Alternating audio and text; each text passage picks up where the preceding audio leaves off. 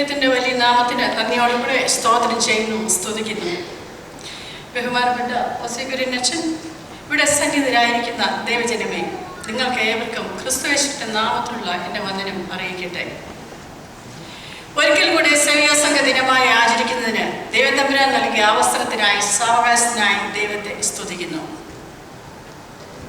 ദൈവരാജ്യ ശുശ്രൂഷയിൽ സ്ത്രീകൾക്കുള്ള പങ്കാളിത്തം എന്നുള്ളതാണല്ലോ സേവ്യാസംഘ ദിനം കൊണ്ട് ഉദ്ദേശിക്കുന്നത് തന്നെ.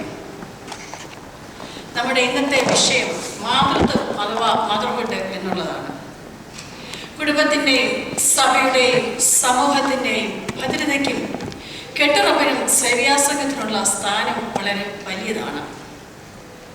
ഉന്നതമായ ദർശനത്തോടുകൂടി ക്രിസ്തുവാകുന്ന ഉറപ്പുള്ള പാറമേൽ പണിത ഒരു മഹാസവിധമാണ് മാർത്തോമ സുവിശേഷ സേവ്യ സംഘം.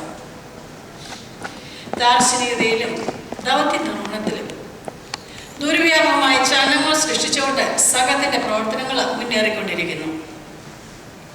1919 മാരാമൺ കൺവെൻഷനിൽ അന്ന് നടന്ന ഉച്ചയോഗത്തിൽ വെച്ച് അന്നത്തെ തിരുമേനി ആയിരുന്ന തീത്തുസ് തിരുമേനിയായിരുന്നു സേവ്യാസംഘം ഔദ്യോഗികമായി നിലവിൽ വന്നതായി പ്രഖ്യാപിച്ചത്. നമുക്കറിയാം, സേവ്യാസംഘത്തിൻ്റെ പ്രാരംഭകാലത്ത് നിരവധി വനിതകൾ നേതൃത്വം നൽകി. ചെറുതുരുത്തിയിൽ മിസ് കാണ്ടമ വർഗീസ് എന്ന് അറിയപ്പെടുന്ന കാണ്ടമ കൊച്ചമ്മ, അതുപോലെ ആസ്ട്രേലിയക്കാരിയായിരുന്ന മിസ് കെല്ലവെ എന്നിവരാണ് സേവ്യാസംഘത്തിന് നേതൃത്വം നൽകിയ ആദ്യകാല വനിതകൾ. ബൈബിൾ പഠനത്തോടൊപ്പം ശുചിത്വം, ആരോഗ്യപാലനം, കമ്മ്യൂണിറ്റി ഔട്ട്റീച്ച്, അതുപോലെ മറ്റു പല പ്രവർത്തനങ്ങളിലേക്ക് ഈ സേവ്യാസംഘത്തിൻ്റെ പ്രവർത്തനങ്ങൾ വ്യാപരിപ്പിക്കുന്നതിന് ഈ വനിതകൾക്ക് കഴിഞ്ഞു. 1948 മുതൽ സെപ്റ്റംബർ മാസത്തിൻ്റെ 2ാം ഞായറാഴ്ച സ്ത്രീകൾക്ക് ആരാധനയിലും വചന ശുശ്രൂഷയിലും അവസരം നൽകിക്കൊണ്ട് സേവ്യാസംഘ ദിനമായി ആചരിച്ചു തുടങ്ങി. പല സ്കൂളുകൾ ആരംഭിക്കുന്നതിനും, അതുപോലെ KG school, UP school, teachers training school, കൂടാതെ ബാലികാ ഭവന്, സ്നേഹതീരം, ഹോസ്റ്റലുകൾ, വിശ്രാന്തി ഭവന് എന്നിവ ആരംഭിക്കുന്നതിനും ഈ സേവ്യാസംഘ നേതൃത്വം നൽകിയ വനിതകൾക്ക് കഴിഞ്ഞു. A home called Shalay Bhavan was opened in 1923 with 6 children. But now is established, is taking care of more than 80 children. Vanida Padini is one of the official magazine of Sevya Sangham. Now it has a wide circulation, English edition also available. സഭയിലെ ആദ്യത്തെ Bible school 1965 കൊമ്പാടിയിൽ ആരംഭിച്ച വനിതാ മന്ദിരമാണ്. ഇതിൻ്റെയൊക്കെ ധനാവന മാർഗം നമ്മൾ കൊടുക്കുന്ന ലഭ്യപ്പിരിവ്, സൗജന്യദാനപ്പിരിവ് എന്നിവയാണ്. ഇന്ന് നമ്മളിവിടെ എടുത്ത സ്തോത്രകാഴ്ച നമ്മുടെ ഡയോസിസിന് അയച്ചു കൊടുക്കാൻ അവിടുത്തെ ചെലവിന് വേണ്ടി ഉള്ളതാണ് നാം ഇന്നെടുത്ത സ്തോത്രകാഴ്ച. ദൈവത്തിൻ്റെ വലിയ കൃപയാൽ കഴിഞ്ഞ ആഴ്ച ഡയോസിസിൽ ഒന്ന് പോകുന്നതിനും നമ്മുടെ തിരുമനസിൻ്റെ വിഷുഭാസമൊക്കെ ഒന്ന് കാണുന്നതിനുള്ള ഭാഗ്യം എനിക്ക് ലഭിച്ചു. സെക്രട്ടേറിയറ്റിൻ്റെ പ്രത്യേക റെക്കോർഡ്സ് ഏവരെയും അറിയിക്കുന്നു. സേവ്യാസംഘ പ്രവർത്തനങ്ങളിലൂടെ ദൈവരാജ്യ പ്രവർത്തനങ്ങളിൽ അക്ഷീണം യജ്ഞിക്കുകയും പ്രവർത്തിക്കുകയും ചെയ്ത ഓരോരുത്തരെയും അവരുടെ ആശ്രമങ്ങൾ, വിദ്യാലയങ്ങൾ, ആതുരശാലകൾ, അഗതി മന്ദിരങ്ങൾ എന്നിവയ്ക്ക് നേതൃത്വം നൽകുകയും ചെയ്ത ഓരോ സഹോദരിമാരെയും ഈ തരുണം അനുസ്മരിക്കുന്നു. കൂടാതെ കഴിഞ്ഞ 25 വർഷക്കാലം നമ്മുടെ സെന്റ് പോൾ ഇടവകയ്ക്ക് നേതൃത്വം നൽകിയ എല്ലാ അച്ഛന്മാരെയും എല്ലാ സഹോദരിമാരെയും അവരുടെ പ്രവർത്തനങ്ങളെയും ഓർത്ത് ദൈവത്തെ സ്തുതിക്കുന്നു. നമ്മുടെ ഇടവകയിലെ സേവ്യാസംഘം 2nd and 4th സാറ്റർഡേയിൽ ഇടവകയിൽ വെച്ചോ ഭവനങ്ങളിൽ വെച്ചോ നടന്നു വരുന്നു. ബഹുമാനപ്പെട്ട ഒസേക്കുര്യനച്ഛന് എഫേഷ്യൻ ലേഖനത്തിൽ നിന്നും ക്ലാസുകൾ എടുത്തുകൊണ്ടിരിക്കുന്നു. നമുക്ക് അടുത്ത് വരുന്ന നാഷണൽ കോൺഫറൻസ് അടുത്ത മാസം 3 മുതൽ 6 വരെയുള്ള തീയതികളിൽ ലബർക്കിൽ വെച്ച് നടക്കുന്നല്ലോ. നമ്മൾ ഈ ഇടവകയിൽ നിന്നും പലരും പോകുന്നതിനെ പ്ലാൻ ചെയ്തിട്ടുണ്ട്. ഓർത്ത് ദൈവത്തെ സ്തുതിക്കുന്നു. പ്രത്യേക വിഷയം ഓർത്ത് പ്രാർത്ഥിക്കണമെന്ന് അപേക്ഷിക്കുകയും ചെയ്യുന്നു. കഴിഞ്ഞ 94 വർഷക്കാലം പ്രതിസന്ധിയിൽ പ്രത്യാശയേകി അന്ധകാരത്തിന് ദീപമായി, ദൗത്യനിർവഹണത്തിന് പ്രചോദനമായി സംഘത്തിന്റെ നാളിത് വരികയും അതിൻ്റെ വളർച്ചയ്ക്ക് ഇണങ്ങിയ ആയുധങ്ങളായി ശോഭിച്ച ഓരോരുത്തരെയും അവരുടെ പ്രവർത്തനങ്ങളെയും ഓർത്ത് ദൈവത്തെ സ്തുതിക്കുന്നു. സംഘത്തിന്റെ പ്രവർത്തനങ്ങളെ ഓർത്ത് ഓരോരുത്തരും പ്രാർത്ഥിക്കണമെന്ന് അപേക്ഷിച്ചുകൊണ്ട് സംഘത്തിന്റെ ഈ ചുരുങ്ങിയ റിപ്പോർട്ട് ഇവിടെ ഉപസംഹരിച്ചു കൊള്ളുന്നു. നമ്മുടെ ഇന്നത്തെ ചിന്തയ്ക്കായിട്ട് എടുത്തിരിക്കുന്ന വിഷയം മാതൃത്വം അഥവാ മദർഹുഡ് എന്നുള്ളതാണല്ലോ. അത് നമ്മൾ ഒന്നാം പാഠഭാഗമായിട്ട് വായിച്ചത് 1 ശമൂവേൽ 1:20 മുതൽ 28 വരെയുള്ള വാക്യങ്ങളായിരുന്നു. അതിൻ്റെ ഒരു വാക്യം 20ാമത്തെ വാക്യം ഒന്ന് വായിച്ചു കൊള്ളട്ടെ. ഞാൻ അവനെ യഹോവയോടെ അപേക്ഷിച്ച് വാങ്ങി എന്ന് പറഞ്ഞ് അവനെ ശമൂവേൽ എന്ന പേരിട്ടു. ഞാൻ അവനെ യഹോവയോടെ അപേക്ഷിച്ച് വാങ്ങി എന്ന് പറഞ്ഞ് അവന് ശമൂവേൽ എന്ന പേരിട്ടു. ഒരു നിമിഷം നമ്മുടെ തലകളെ വണക്കാൻ നമുക്ക് പ്രാർത്ഥിക്കാം. നിത്യനായ ദൈവമേ, സ്വർഗ്ഗ നല്ല പിതാവേ, ഈ പരിശുദ്ധത്തിന്റെ മനോഹരമായ പ്രഭാതത്തിനായി ഞങ്ങൾ അങ്ങയെ സ്തുതിക്കുന്നു. സേവ്യാസംഗതിരമായി ആചരിക്കുന്ന ഞങ്ങൾക്ക് നൽകിയ അവസരത്തിനായി നന്ദിയോടെ സ്തോത്രം. അപ്പൊ അടിയനിതാ അവിടുത്തെ വചനവുമായി അവിടുത്തെ സന്നിധിയിലായിരിക്കുന്നു. അടിയന്റെ വായിലെ വാക്കുകളും കേൾവിക്കാരായതിന്റെ മക്കളുടെ ഹൃദയത്തിലെ ധ്യാനം അങ്ങേക്ക് പ്രസാദകരമായിരിക്കണമേ. ഇവിടെ ദൈവത്തെ വിളിച്ചിറക്കിയ ഒരു ഹന്നായെ കുറിച്ചാണ് നാം കേട്ടത്. വന്ധ്യത്തിന്റെ കയ്പും നൊമ്പരവുമേറി ദൈവിക ഇടപെടലിന് വേണ്ടി കാത്തിരുന്ന ഇസ്രായേൽ വനിതകളിൽ അനശ്വരിയാണ് എൽക്കാനയുടെ ഭാര്യ ഹാന. ഹന്ന എന്ന വാക്കിന്റെ അർത്ഥം തന്നെ ദൈവം കരുണയുള്ളവൻ എന്നാണ്. എൽക്കാനയ്ക്ക് 2 ഭാര്യമാരുണ്ടായിരുന്നു, ഹനായും പെനിന്നായും.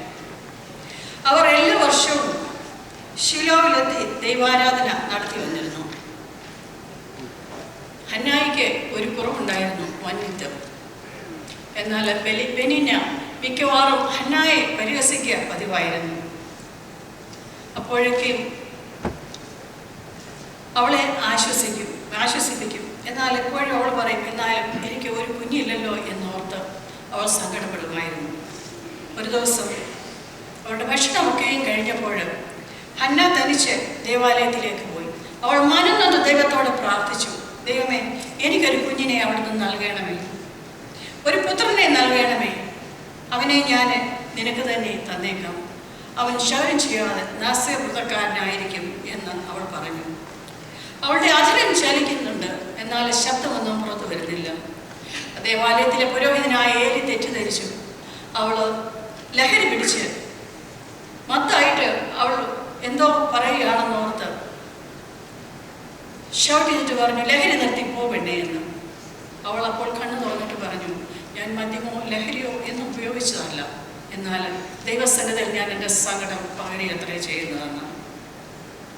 നമുക്കറിയാം, നമ്മുടെ ഇടവകയിലും പലരും വന്ന ദൈവസന്നിധിയിൽ കരയുന്നതായിട്ട് നാം കാണാറുണ്ട്. അപ്പോൾ എനിക്ക് വളരെ വിഷമം വന്നു. ഇത്ര നല്ലൊരു കൊച്ചിനെ ഞാൻ തെറ്റിദ്ധരിച്ചല്ലോ, നീ സമാധാനത്തോടെ പോവുക എന്ന് പറഞ്ഞു. ഏലി ഇത്ര മാത്രമേ പറഞ്ഞുള്ളൂ, നീ സമാധാനത്തോടെ പോവുക എന്ന്. അവൾ വീട്ടിലേക്ക് തിരിച്ചുപോയി. അവൾ ഭക്ഷണം കഴിച്ചു. എൽക്കാനയും കുടുംബവും രാവിലെ അവരുടെ ഭവനത്തിലേക്ക് മടങ്ങി. അവിടെ അവർ സംഗമിച്ചു. ഏകദേശം 1 വർഷം ആയപ്പോൾ ഹന്ന പ്രസവിച്ചു. ആ മകനാണ് ശമൂവേൽ. പിറ്റേ വർഷം എൽക്കാനയും കുടുംബവും ശീലോയിലേക്ക് പോകുമ്പോൾ ഹന്ന പൈതലും പോയില്ല. കാരണം പൈതലിന്റെ മുരപടി മാറുന്നതിന് 3 വർഷം വീട്ടിൽ തന്നെ നിൽക്കട്ടെ എന്നായിരുന്നു ഹാനയുടെ തീരുമാനം.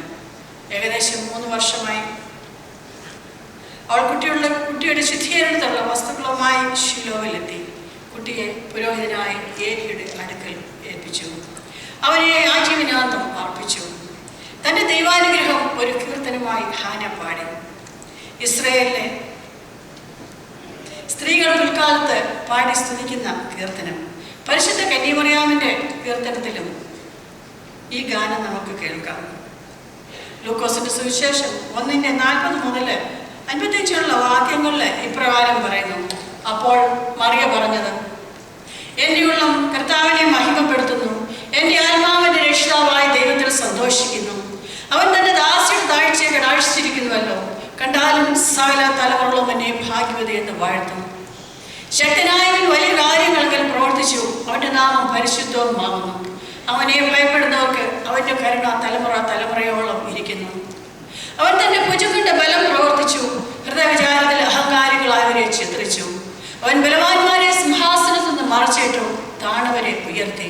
അവൻ വിശന്നിരുന്നവരെ നന്മകളാൽ സമ്പൂർണരാക്കി, ബലവാന്മാരെയോ വെറുതെ അയച്ചിരിക്കുന്നു. ഇങ്ങനെ പോകുന്നു മറിയയുടെ ഗാന ശുശ്രൂഷകളും. നമുക്കറിയാം, മറിയ ഒരു പദ്യമോ ഒരു ഗാനമോ ഒന്നും രചിച്ചിട്ടില്ലായിരിക്കാം. എന്നാൽ അവളുടെ ഗാനം തന്നെ ഒരു സ്വർഗീയ ഗീതം തന്നെ, ഒരു സ്വർഗീയ കാവ്യം തന്നെ ആയിരുന്നു എന്നതിന് യാതൊരു സംശയവുമില്ല.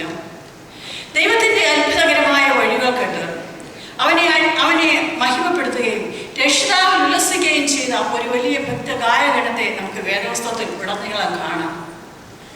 മോശെ യഹോവയുടെ വഴികൾ കണ്ട് അവനിൽ സന്തോഷിക്കുകയും മിസ്രയീമിൽ ചെയ്ത അത്ഭുത പ്രവൃത്തികളും ചെങ്കടലിലെ വിടുതലും കണ്ട് യഹോവയ്ക്ക് സ്തോത്രം ചെയ്തു. മിരിയാമും മറ്റു സ്ത്രീകളും തപ്പുകളോടും നൃത്തത്തോടും കൂടെ യഹോവയ്ക്ക് സ്തുതി പാടി. ശത്രുനാശം കണ്ട ബാരാക്കും ദെബോരയും പാടിയ പാട്ടുകളും പ്രത്യേകം ശ്രദ്ധേയമാണ്. ദൈവത്തിന്റെ ദാനത്തെ ഓർത്ത് ഹാനായും ശകിരിയാവും ഷിമിയോനും പാടിയ പാട്ടുകളും പ്രത്യേകം എടുത്തു പറയേണ്ടിയിരിക്കുന്നു. പൗലോസ് ചങ്ങല ധരിച്ച് തടവിൽ കിടക്കുമ്പോഴും ജോർജ് ഫോക്സും സാദർ സുന്ദർ സിംഗും ഉപദ്രവമേൽക്കുമ്പോഴും അവർ ദൈവത്തെ പാടി സ്തുതിച്ചുകൊണ്ടിരുന്നു. ഭക്തന്മാർ എല്ലാ കാലത്തും ദൈവത്തിന്റെ ഗാനത്തെ ഓർത്ത് പാടി സ്തുതിക്കുന്നവരായിരുന്നു. അവരെപ്പോഴും ദൈവത്തിന്റെ കരുണകളെ ഓർക്കുന്നവരായിരുന്നു. പാശ്ചാത്യരിൽ മാർട്ടിൻ ലൂതറിന്റെ പാട്ടുകൾ വളരെ ജർമ്മൻ ഭാഷയിലെ വളരെ വളരെ പ്രസിദ്ധമായ പാട്ടുകളായിരുന്നു. മരിക്കുന്നതിന് മണിക്കൂറുകൾക്ക് മുൻപും ലൂതർ തന്റെ മക്കളോടൊപ്പം പാടി സ്തുതിച്ചിരുന്നപ്പോൾ പറയുന്നത്, ദൈവത്തിന്റെ കുഞ്ഞുങ്ങളെ പാടി സ്തുതിക്കുന്നത് പോലെ സാത്താനെ അകറ്റുന്ന മറ്റൊരു ശക്തിയുമില്ല എന്നാണ്.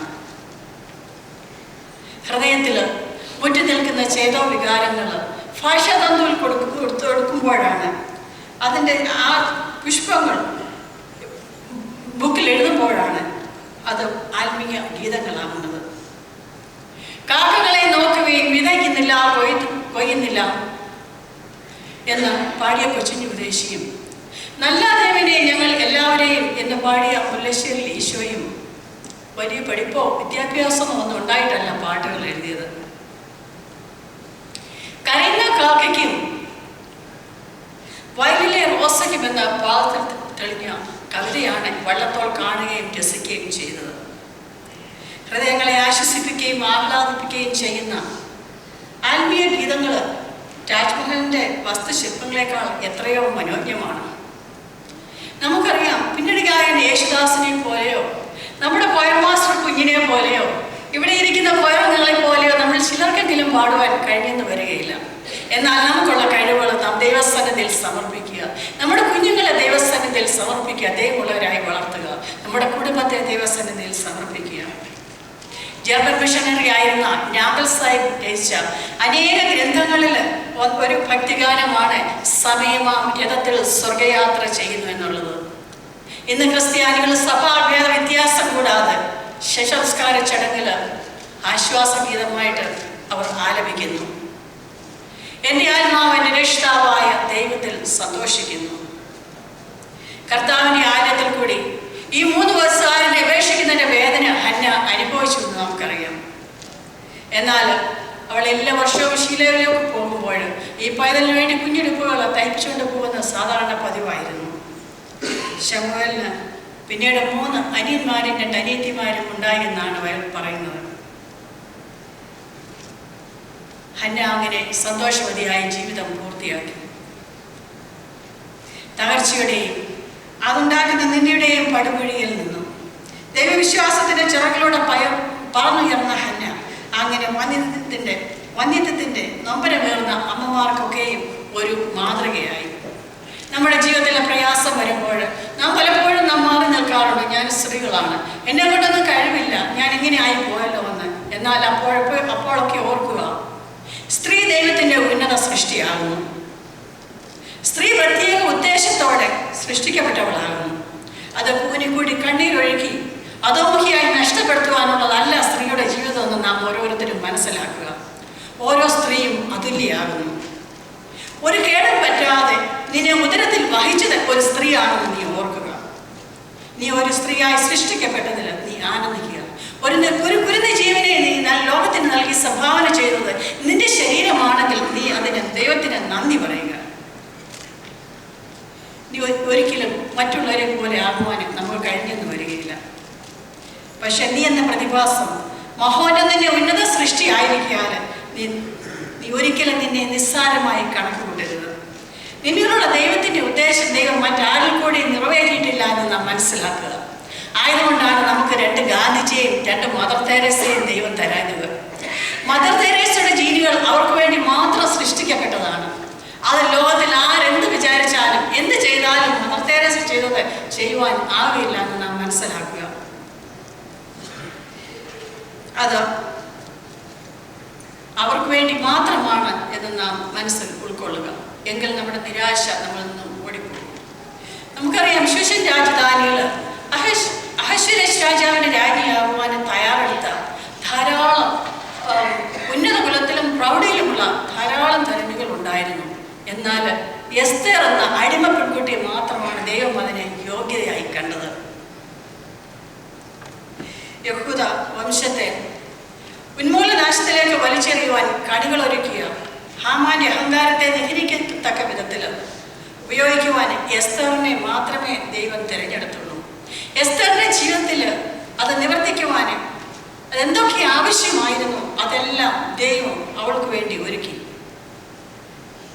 എസ്തറിനെ താക്കുവാൻ പ്രപഞ്ചത്തിൽ ഒരു ശക്തിക്കും കഴിഞ്ഞില്ല. തന്റെ ജനത്തിന്റെ രക്ഷയ്ക്കായി സ്വയം പ്രാണനെ പോലും ത്യജിക്കുവാൻ തയ്യാറായി വന്ന ഭയശങ്കയോടെ നിന്ന എസ്തേർ രാജയ്ക്ക് ദൈവത്തിന്റെ നിയോഗം കൊണ്ട് മാത്രം രാജാവിന്റെ മുന്നിൽ കരുണ ലഭിച്ചു. അടിമ പെൺകുട്ടി അഹശ്വേരോശ് രാജാവിന്റെ ദൃഷ്ടിയിൽ വിളങ്ങി. യെരുശലേമിൽ അനേക സ്ത്രീകൾ കർത്താവിനെ പിന്തുടരുവാനായിട്ടുണ്ടായിരുന്നുവെങ്കിലും അറിയപ്പെടാത്ത ഒരു പെൺകുട്ടിയാണ് ഉയർത്തെഴുന്നേറ്റ രാജാവ്. മഗ്ദലക്കാരി മറിയ എന്ന പെൺകുട്ടിയാണ് ഉയർത്തെഴുന്നേറ്റ രാജാവ് ആദ്യ സുവിശേഷകയായി തിരഞ്ഞെടുത്തത്. നിഷ്കളങ്കയായ മറിയാണ് കർത്താവിനെ വഹിക്കുന്നതിന്, മഹോന്നതനെ ഉദരത്തിൽ വഹിക്കുന്നതിന് ദൈവം തിരഞ്ഞെടുത്തത്. ഓരോ ക്രിസ്ത്യ വനിതയും ഓരോ ലക്ഷ്യപ്രാപ്തിക്കായി സൃഷ്ടിക്കപ്പെട്ടവരാണെന്ന് ഓർക്കുക. രൂത്തും ദെബോരയും ഒക്കെയും ഈ കൂട്ടത്തിൽ പെടുന്നു. പഴയ നിയമത്തിലും പുതിയ നിയമത്തിലും ഇങ്ങനെ എത്രയെത്ര ഉദാഹരണങ്ങൾ. നിങ്ങൾ പോയി സകല സൃഷ്ടിയോടെ സുവിശേഷം അറിയിപ്പീൻ എന്ന ആഹ്വാനത്തെ അവഗണിക്കുവാൻ ഒരു ക്രിസ്തീയ വനിതയ്ക്കും ഇടവരാതിരിക്കട്ടെ എന്ന് പ്രാർത്ഥിക്കുന്നു. ഓരോ ക്രിസ്തീയ വനിതയും കർത്താവിന് വേണ്ടി ആത്മാക്കളെ നേടേണ്ടവരാണ്. കർത്താവ് എൻ്റെ അന്ത്യകാഹളത്തിൽ കാഹളം മുതി വിളിക്കുമ്പോൾ, വേർചൊല്ലി വിളിക്കുമ്പോൾ പോകുവാൻ തയ്യാറുള്ള നീ റെഡിയാണോ എന്ന് നാം നമ്മെ തന്നെ ഓർക്കുക. എസ്തേർ തന്നെ ഏൽപ്പിച്ചു കൊടുക്കുക മാത്രമേ ചെയ്തുള്ളൂ. ബാക്കി ദൈവമാണ് ചെയ്തത്. ഇതാ ഞാൻ നിന്റെ ദാസി എന്ന് പറയുവാൻ നാം ഒരുക്കമാണ്. ആവർത്തന പുസ്തകം 14:2 പറയുന്നത് പോലെ നീ അവൻ്റെ വിലപിടിച്ച സമ്പത്താണ്. ഇതാ ഞാൻ നിന്റെ ദാസി എന്ന് പറഞ്ഞുകൊണ്ട് ആ കരങ്ങളിൽ അമരുക, ആ പാദങ്ങളിൽ വീഴുക, അതിന് തന്നെ നമ്മെ തന്നെ സമർപ്പിക്കുക. നമ്മുടെ ജീവിതത്തിൽ ധാരാളം പ്രയാസങ്ങൾ, പ്രശ്നങ്ങൾ, പ്രതികൂലങ്ങളില്ലാത്തവരാരും ഇവിടെ ഉണ്ടോ എന്ന് തോന്നുന്നില്ല. എന്നാൽ പ്രയാസം വരുമ്പോഴൊക്കെ നാം നോക്കുക. ചിലപ്പോൾ ചിലരുടെ പ്രയാസങ്ങൾ വർഷങ്ങൾ കൊണ്ട് നടക്കും, ചിലപ്പോൾ പെട്ടെന്നുള്ള പ്രയാസങ്ങളായിരിക്കാം. എന്നാൽ ആ പ്രയാസങ്ങളൊക്കെ വരുമ്പോൾ നമ്മൾ ചോദിക്കാറുണ്ട് ദൈവത്തോട്, how much longer is this going beyond? ദൈവമേ, എത്ര നാളുകൊണ്ട് ഞാനിത് സഹിക്കണം, ഞാൻ എത്ര നാളുകൊണ്ട് ഇത് സഹിക്കുന്നു എന്ന് നാം ചോദിക്കാറുണ്ട്. So at that time we feel the David of Psalms 22, according to the words of Jesus, he was on the cross. My God, why have you forsaken me? എൻ്റെ ദൈവമേ നീ എന്നെ കൈവിട്ടതെന്ന് നാം ചോദിച്ചു പോകാറില്ലേ? It can feel like we are forsaken by God. But both David and Jesus, like Hannah and Elkanah, brought their feelings of brokenness to God in prayer, and both of them, in their way, received the miracle of God's presence and healing and victory in their own lives. our Father God, who meet us our broken heartness with motherly affection. God wants us to bring our brokenness. നമ്മുടെ വിഷയം എന്തായിരുന്നാലും നാം ദൈവസന്നിധിയിൽ നമ്മുടെ ആവശ്യങ്ങൾ പകരുക. God can cope our fears and our anxieties. He can cope our fears and our anger. Jesus said, "Come to me, who are weary and laden, I will give you rest." Our Father God shows the motherly affection in meeting with us the darkness of places in our lives. And He did with Hannah, He did with Elkanah, as He did with David, and as He did with Jesus. God will tend us our needs and meet us the grace and compassion and mercy, and will pour out healing love into our hearts. For Hannah, there was a miracle of the reversal of fortune. The womb that was barren carried a child, and that was a part of healing. For Jesus, there was not such a miracle. It was not such a reversal of fortune. He still had to walk the way of the cross, and He died. But His healing came 3 days after He raised from the dead and got the new life. Hannah's character, provoked by another woman's malice, she refused to respond in kind. Instead of, she poured out her hurt and sorrow to God, allowing Him to vindicate her. Hannah's sorrow to be torn and misunderstood. Hannah's joy to proclaim God's power and goodness. When Samuel was 3 years old, she took him to Eli, like Jochebed, placing the child Moses into the waters of the Nile River, threw him into God's own hands. She surrendered her child to the priest care. Eventually, Hannah's boy became a prophet of Israel's last judge. When God met with Hannah in the temple at Shiloh, He did not answer her prayer for a child. He answered her prayer to comfort in her misery. Scripture does not say that she walked away to sure that she's going to bear a child. But it's clear that she went away comforted. Her face was no longer downcast.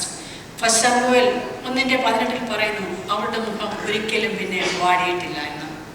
When even the love of care of her husband Elkanah could not provide, God could provide. God is willing to meet us just as He met Hannah. Whatever our distress, whatever our hard situations we face, He is willing. More than that, He is eager. He is meet our needs